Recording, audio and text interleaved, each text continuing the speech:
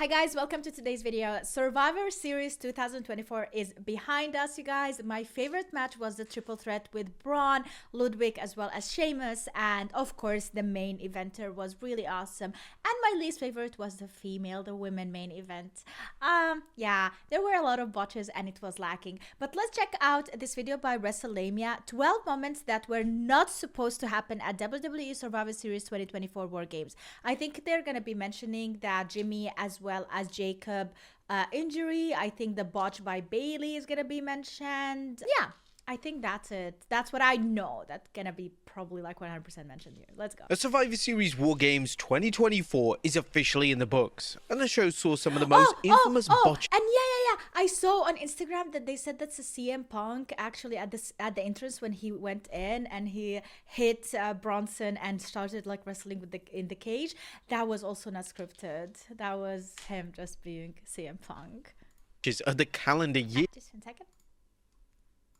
The Survivor Series Wargames 2024 is officially in the books, and the show saw some of the most infamous botches of the calendar year. Join us now as we look at moments that weren't supposed to happen at Survivor Series Wargames 2024. Be sure to subscribe and hit that notification bell for daily wrestling videos, and follow us on Facebook for exclusive lists. Also check out our new videos on WrestleMania XL.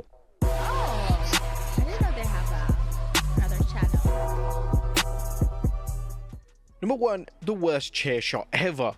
A Survivor Series Wargames 2024 kicked off with the women's Wargames matchup, and one of the main criticisms directed towards the match was how unbelievably bad some of the weapon shots looked. Specifically, when Nia Jax was using the steel chair, she made it look like Hulk Hogan in WCW was swinging the chair, as the chair shots looked insanely weak. There was one point where it looked like Jax was about to hit Naomi over the head with the sinister steel, yet Jax remembered WWE's no chair shot to the head policy, so she decided against it. It was incredibly awkward to witness, and whilst it's appreciated that Jax didn't want to hurt her opponent, this was Wargames, and Wargames is supposed to be one of the most brutal and traumatizing matches of the year. I mean, Nia got a lot of backlash in the previous career run that she had in WWE, where she was not safe to work with, so she's really careful about these. So an element of intensity and danger is expected by fans, as well as the wrestlers themselves. In an unexpected twist of fate, at one stage Jax was criticized for taking liberties with her opponents, and now she's getting backlash for not putting any intensity or force into her weapon shots. Number 2. High risk, no reward. The nature of Wargames means that a lot of the major spots are gonna go wrong, and this was the case with the significant spot involving the top of the cage. Io Sky would drop down to the top of the steel cage in an attempt to sunset flip powerbomb Candice LeRae. Unfortunately, Sky couldn't get enough grip, so the spot was abandoned, and then both women improvised. The improvisation worked extremely well, and both women deserve a ton of credit for not letting the botch let them go off track. Now, it's also worth noting that Sky is receiving rave reviews for her performance in the match, and some are even calling her the MVP of the entire premium live event. Number 3, where's the weapon? Now, as Raquel Rodriguez made her way into Wargames, she rather hilariously failed to find a weapon. When it was apparent that Rodriguez couldn't find a weapon under the ring, she tried to play it off, yet it was obvious that she was confused and unsure how to proceed. Like, literally, she couldn't find it, and then she put the table out. You guys, she even like placed the table on the shield thing around, like on the barrier. It fell. She didn't adjust it or whatever. And she left it. She left it there. The former NXT Women's Champion would even inform the referee that she was unable to locate the weapon. Yeah, we could and in a terrible blunder, Raquel Rodriguez didn't exactly whisper a comment to the referee, as it was insanely loud. Some fans have speculated that due to her being unable to locate the weapon, numerous spots in the match were actually cancelled, and this was potentially why a strong portion of the match looked awkward and improvised. Number 4, what was that? Now, the turnbuckle camera can be hit and miss in WWE, and for the opening match at Wargames, it malfunctioned on more than one occasion. During a key spot on the turnbuckle between Candice LeRae and Bianca Belair, the turnbuckle camera was supposed to capture the spot. However, it somehow completely missed it. This led to Michael Cole describing the spot, but it had little effect as the fans didn't get to witness it. There were lots of elements in the match that seemed to go wrong. There was a lack of communication between the wrestlers in the match, and it was almost as if nobody knew their planned spots. Yes, Oh, Wargames matches are no. messy, yet there's no excuse for the match to be all over the place. And this was unfortunately the case with the women's Wargames match this year. It was Number really 5, terrible. LA Knight drops his Compared to title. everything As else. LA Knight made his way down to the ring, he made a rare blunder as he dropped his US title. As Corey Excuse- Graves was quick to Ah. comment on the botch, it was nice to see the commentary team actually didn't see outright that. acknowledging a botch of this nature. Number 6, Michael Cole's didn't see apology. During Wargames, Michael Cole incorrectly stated that Io Oh Sky my god, was that when he called her Tiffany? walked out of WrestleMania 40 as women's champion. Obviously, this is incorrect, and it was Ah, Bayley yeah, who yeah, he defeated. fixed that. He fixed that comment at the end and he apologized actually. But there was a moment, I don't know if he called Io Tiffany. I'm trying to remember. He called the wrong name and I even called it in my reaction. Sky at WrestleMania. Cole would actually issue an apology during He the did, LA he Knight did. versus I Shinsuke heard that. Nakamura match, which he didn't need to do, but it was appreciated that they wanted to correct his work. Hearing Cole correct himself like this would never occur in the old era of WWE. And it just shows how comfortable he is without Vince McMahon screaming down his Oh, ear for the duration yeah. of the live show. Number 7, Yeah. Let's Go Breaker. During the triple threat showdown for the Intercontinental title, the fans firmly got behind babyface Sheamus, and Michael Cole decided to state that the crowd were chanting for Braun Breaker, despite the fans actively chanting Let's Go Sheamus. Breaker chants breaking out here. It's likely It's that Cole not- either misspoke or genuinely believed that the fans was were chanting for Breaker as opposed to Sheamus. Thankfully for Cole, even this was the the only botch in a commentator match were that drunk. has received universal praise. Breaker, Sheamus, and Ludwig Kaiser all receiving The vast applause on best. social media for their work in the match. Oh my god, the best. Honestly, one of the best matches I have seen in 2024. And it's not like there was nothing like wow, wow, wow. Like nobody even bled, you know, like it just was coherent. The storytelling in the match was really awesome. And everyone, like they used everyone's potential to the maximum. Ludwig was the guy who would be sneaky and hide around and just use some opportunities and try not to fight, you know, try to like just take the opportunities between them while they are fighting or whatever. Sheamus would go all out. He doesn't care. He's like, I'm gonna go renegade. You know, like I don't care. And of course, Braun showing his capabilities in the ring as well. And Sheamus being like that at that age and performing that well, such a legend. Match, and fans are quite labeling it as a match of the night. It was. Number 8, Michael Cole can't stop laughing.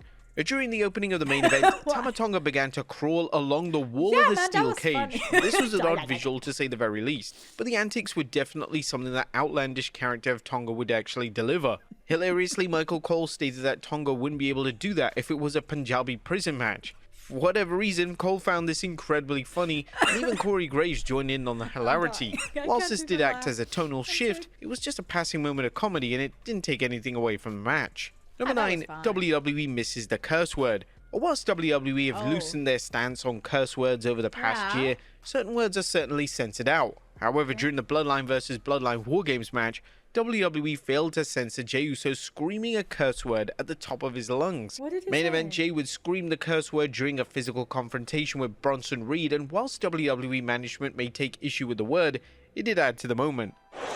It's likely that the curse word will be blanked out on subsequent replays of the show on Peacock. Number 10, Tonga Loa sucks. So It's rare dumb for the to sound look on the at. WWE show to pick up one specific fan shouting out. However, during the main event Wargames matchup, a fan shouted out, and then the second fan shouted, it's Yeah, unclear what I heard that. Something is with the mic there that some people in the audience were so loud. Like you can clearly hear them. these two specific comments were picked up on the mic, and it was potentially an issue within the sound production of the show. Yeah. Unfortunately, whilst Loa's work of the match was passable, he started to get a reputation ever since his WWE debut for Yeah, botching in that's virtually every sad. appearance he makes. And it appears that the crowd are slowly catching on to Loa's misfortunes inside the squared circle. Number 11, Jacob Fatu slips. Yeah, Since man. debuting in WWE, Jacob Fatu is impressed, and he's a surefire contender to be a future world champion in the company. Fatu was on a roll in Wargames, but that was until he attempted a springboard move and slipped. Fatu instantly grabbed his leg, and it was evident that he was in immense pain. Fatu moved to the corner and off camera. Bronson Reed was even checking on him which implies that the botch was legitimate and Fatu was legitimately hurt. Fatu would push through the pain for the rest of the match, but he was hobbling and using one leg, which is obviously a big concern. Some fans have theorized that the injury spot was scripted to take him out of the closing moments of the match, which is a possibility, yet it would be an unusual way to take him out of action if it was WWE's grand idea. An injury to Fatu would truly be devastating news, so hopefully it's nothing too serious, and Fatu is able to continue on his acclaimed run. More news is likely to be confirmed by a reputable outlet in the fallout from the show. Fatu versus Roman Reigns is a certified dream match, and it's definitely a match that seems on the cards for 2025. With the original Bloodline being victorious inside Wargames, it does create on the idea that WWE will be moving forward with a new storyline. However, Michael Cole on commentary was quick to point out that Solo Sikoa is still in possession of the Ulafala. It's possible that WWE will look to build towards a Reigns versus Sikoa match to determine the true tribal chief, and that would bring the modern day Bloodline story to a close. It was reported this week that the original Bloodline will be sticking around as a collective unit as WWE moves to Netflix, but it's unclear how exactly this is going to work if the Bloodline vs. Bloodline story arc is over. There's a strong chance that each member of the original group stays loosely connected, yet explores their own individual stories. This would be a great opportunity to reunite the group whenever WWE needs a quick ratings grab. And number 12, bad news for Jimmy Uso.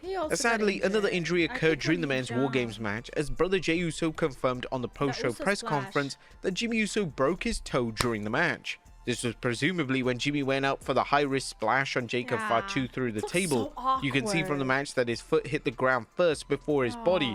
Hopefully he'll recover in time for a Rumble appearance, as 2025 will be a huge year for the Bloodline. But there you have it, folks. 12 moments that weren't supposed to happen at Survivor Series Wargames 2024. Be sure to leave a comment. It's like they were cursed. The whole event had so many botches, people getting injured. Oh my god, you can hear the audience. The commentators don't know what they're talking about. I don't know how WrestleMania also missed out that he called the wrong name. He calling Tiffany like, I don't know if it was Io. I wish I can like go back and check it, but that would take some time, which I don't have.